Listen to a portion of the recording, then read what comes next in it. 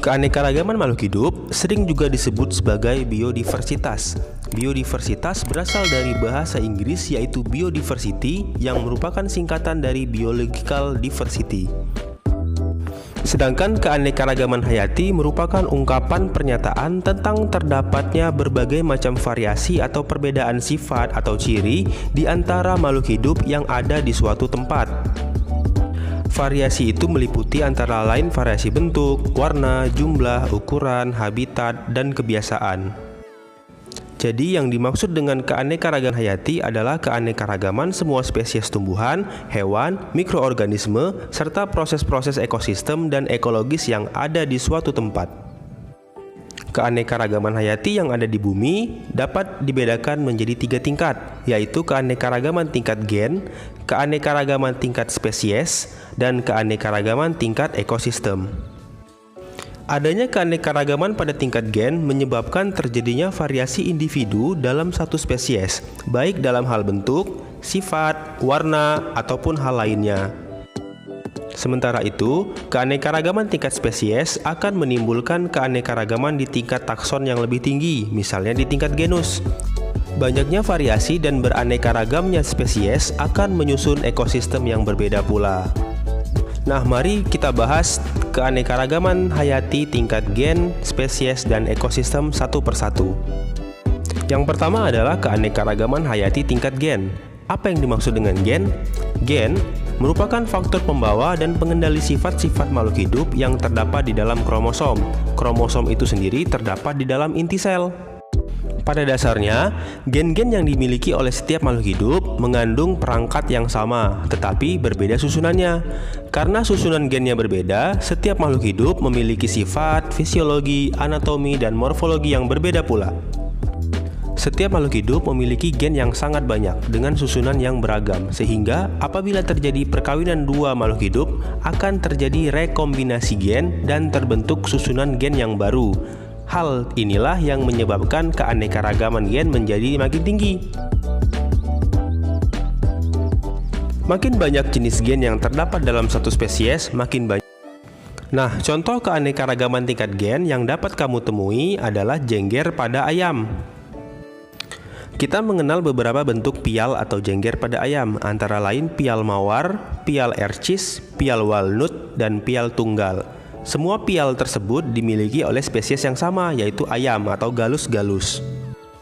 Meskipun spesiesnya sama, setiap ayam memiliki gen yang berbeda-beda, sehingga bentuk pialnya berbeda pula. Keanekaragaman gen juga terjadi pada manusia. Keanekaragaman ini menunjukkan sifat-sifat berbeda antara lain ukuran tubuh, warna kulit, warna mata, serta bentuk rambut. Nah, contoh lainnya adalah cangkang-cangkang pada keong atau kerang. Cangkang-cangkang tersebut memiliki motif dan warna yang bermacam-macam. Hal itu juga menunjukkan adanya keanekaragaman pada tingkat gen. Motif dan bentuk cangkang kerang atau keong merupakan sifat yang nampak dari luar atau fenotip. Selain faktor genetik atau genotip, fenotip suatu jenis makhluk hidup juga ditentukan oleh faktor lingkungan. Oleh karena itu, dua makhluk hidup yang memiliki susunan gen yang sama belum tentu memiliki fenotip yang sama pula. Semua makhluk hidup dalam satu spesies memiliki perangkat dasar penyusun gen yang sama, tetapi dengan susunan yang berbeda-beda tergantung pada induknya.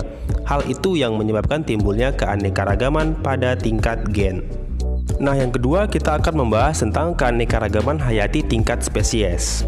Sebelum kita membahasnya, dapatkah kamu membedakan antara tanaman kelapa, aren, lontar, dan pinang? Atau dapatkah kamu membedakan jenis kacang-kacang seperti kacang tanah, kacang merah, kacang kapri, dan kacang hijau? Selain itu, dapatkah kamu membedakan antara hewan kucing, harimau, singa, dan citah? Jika kamu dapat membedakannya, setidaknya kamu telah mengetahui keanekaragaman tingkat spesies atau jenis. Untuk mengetahui keanekaragaman hayati tingkat spesies pada tumbuhan dan hewan, kamu dapat mengamati ciri-ciri fisiknya, misalnya bentuk dan ukuran tubuh, warna, dan kebiasaan hidup. Contoh, kamu tentu dapat dengan mudah membedakan anggota keluarga kacang-kacangan antara kacang tanah, kacang kapri, kacang hijau, dan kacang merah. Hal ini disebabkan di antara mereka ditemukan ciri-ciri yang berbeda antara jenis yang satu dengan yang lainnya. Ciri-ciri tersebut diantaranya adalah ukuran batang, kebiasaan hidup, bentuk biji, bentuk buah, warna biji, jumlah biji, serta rasanya. Demikian pula halnya dengan tanaman kelapa, aren, lontar, dan pinang. Meskipun termasuk dalam famili yang sama, yaitu famili Arecaceae, mereka memiliki perbedaan ciri-ciri dan sifat, misalnya tinggi batang, bentuk daun, bentuk bunga, serta tempat tumbuhnya.